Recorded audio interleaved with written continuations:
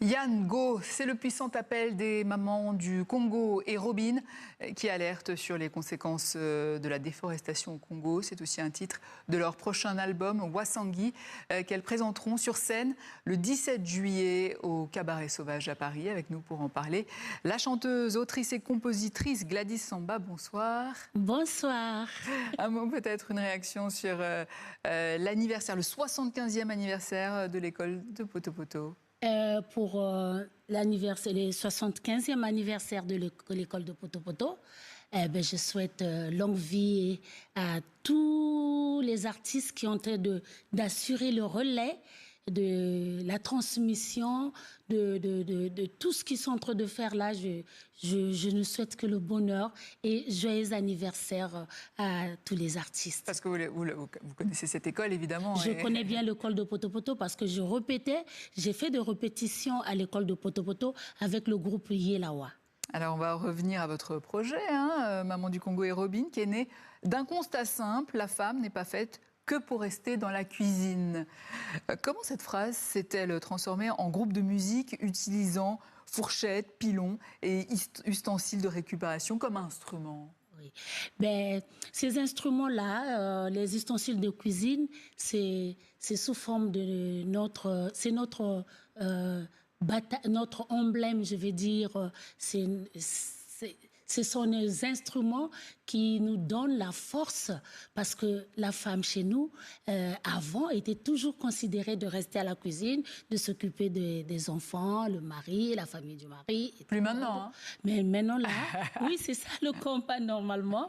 Et donc là, on se sert de ces instruments-là, les objets de récupération de la cuisine, comme symbole de bataille pour dire que la place de la femme n'est pas seulement de rester à la cuisine, et la femme aussi, avec ses instruments, il peut aussi transmettre, il peut aussi éduquer, elle peut aussi transmettre et puis elle peut aussi éduquer les enfants avec ces instruments-là. Alors avec l'album Wasangi, vous élargissez votre discours de la cause des femmes à la défense de la forêt et des peuples autochtones du bassin du Congo.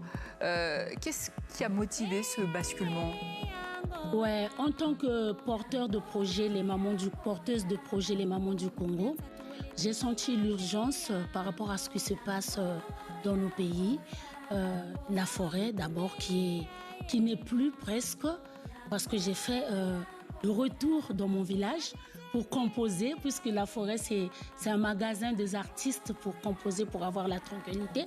Et finalement, j'ai pas pu trouver la forêt. C'est ça qui m'a donné en fait le goût d'engouement de composer, de parler de la forêt, parce que la forêt a beaucoup de choses à nous procurer. C'est ce qu'on entend d'ailleurs dans Yann Go, c'est ça? Oui. Le son qu'on entend derrière. Oui, bien sûr que oui. Et aujourd'hui, là, les autochtones, on appelle souvent les pygmées, ils ont perdu leur milieu naturel. Ils ne sont plus dans la forêt, ils sont pourchassés. Et donc, moi, ça me tient à cœur en tant qu'ambassadrice, porteuse de ce projet. Je me suis dit, pourquoi pas parler de la forêt qui est détruite aujourd'hui, que les forêts n'existent plus. Alors, vous décrivez ce titre Yann Go comme une métaphore dénonçant les comportements néfastes des gens qui ne respectent pas la famille. Est-ce que vous pouvez nous en dire plus sur cette métaphore en quelques mots? Bon, en tant qu'Africaine, on a nos valeurs déjà posées par nos ancêtres. Et aujourd'hui, par rapport à la modernisation, on ne veut plus rester dans nos traditions.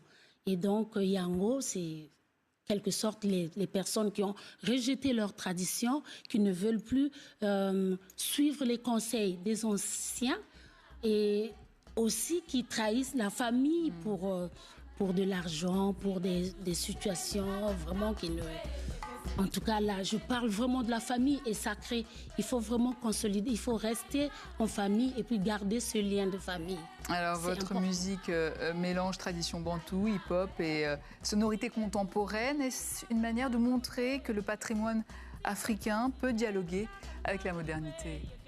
Bien sûr, le patrimoine peut dialoguer avec la modernité parce que déjà on commence, il y avait d'abord la tradition, on avait la sansa, le likembe, aujourd'hui on a la guitare basse, tu vois, c'est le relais en fait, ça commence par la tradition et ça monte par le modernisme et on peut aussi ajouter, on peut prendre les chansons traditionnelles et les fusionner avec l'électro pour donner une touche moderne. Électro, même, c'est ce que vous faites d'ailleurs avec Robin, hein, le beatmaker français avec qui vous travaillez depuis plusieurs années. Alors vous dites vouloir éveiller les consciences à travers vos chansons, vous abordez les sujets parfois difficiles comme la stérilité, la jalousie, la sorcellerie, le chômage.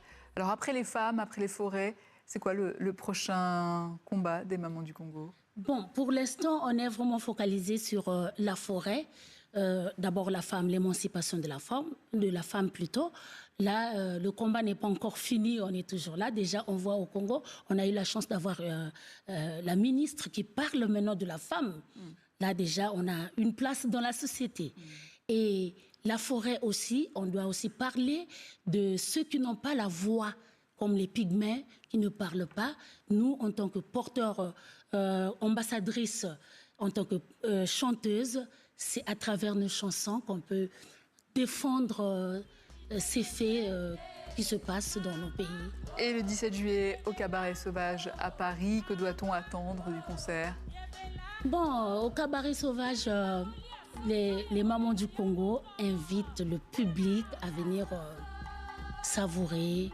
C'est un moment de partage, un moment de sensibilisation aussi dans nos chansons. C'est aussi un moment de, je veux dire, de guérison, d'éducation et puis de partage.